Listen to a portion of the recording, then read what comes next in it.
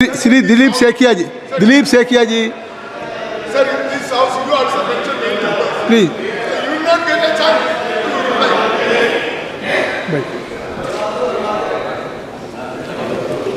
सभापति महोदय,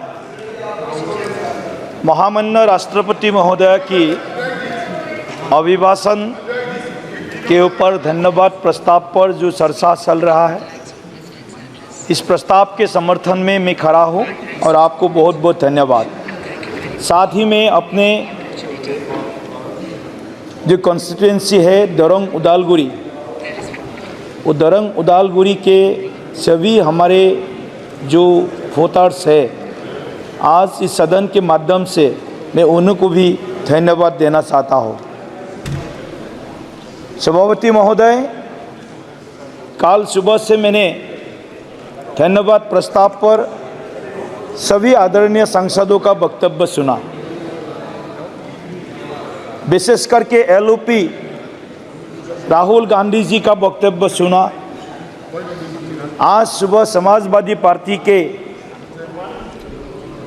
अध्यक्ष अखिलेश यादव जी को सुना, अभी वेणुगोपाल जी को सुन रहा था। ये लोग जो आरोप लगाते हैं, माननीय प्रधानमंत्री नरेंद्र मोदी जी, भाजपा सरकार संविधान को खतरे में डाल रहा है, देश के कानून व्यवस्था को ख़त्म कर रहे हैं, मैं उनको यह दिलाना चाहता हूँ।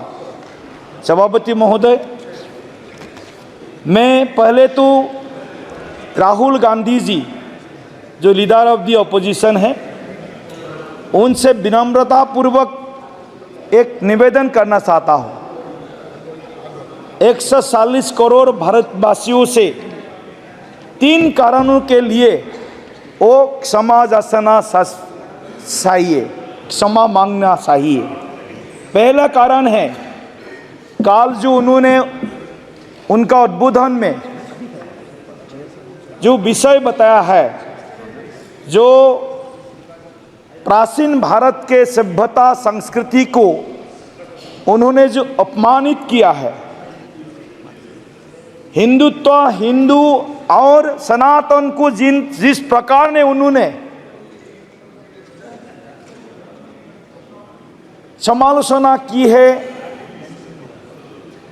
ये हिंदू है तो भारत में, ये भारतवर्ष धर्मनिरपेक्ष है, हिंदू का मेजॉरिटी है तो भारतवर्ष आज इस गणतंत्र के इस बड़े, सबसे बड़े जो गणतंत्र है इस विश्व में, इस गणतंत्र को जो मूलभूत विचार है उसको आगे बढ़ा करके ले जा रहा है।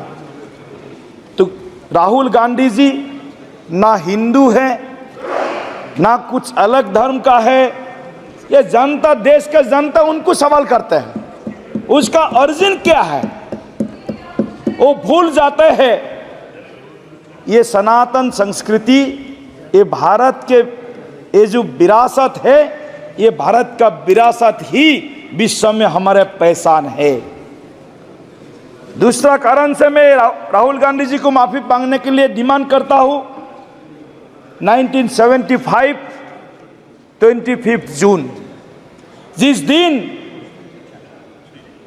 राहुल गांधी जी के दादी तदानीन्तन प्रधानमंत्री इंदिरा जी ने देश भर में संविधान को कुचलने का काम किया था, गणतंत्र को खत्म करने का काम किया था, लेकिन ये लोग हिस्ट्री अध्ययन नहीं करते हैं, करते हैं तो भी उस छुपाने का कोशिश करता है।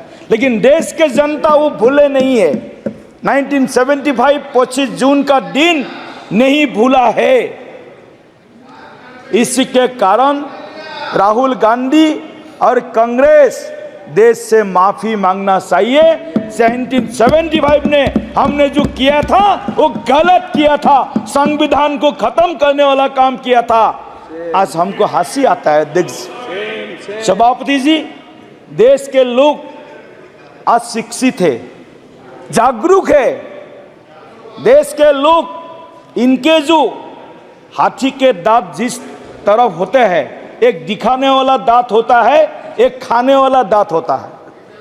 ये दिखाने वाला दांत दिखाता है, संविधान ऐसे दिखाता है। मैं उनसे अनुरोध करता हूं, अगर आपको संविधान दिखाना है तो 1975 का 25 जून का 3922 नंबर ऑर्डिनेंस वो लेकर के घूमे, देश को दिखाए, जनता को, जो हमने 1975 25 जून को क्या किया था गणतंत्र के साथ, संविधान के साथ।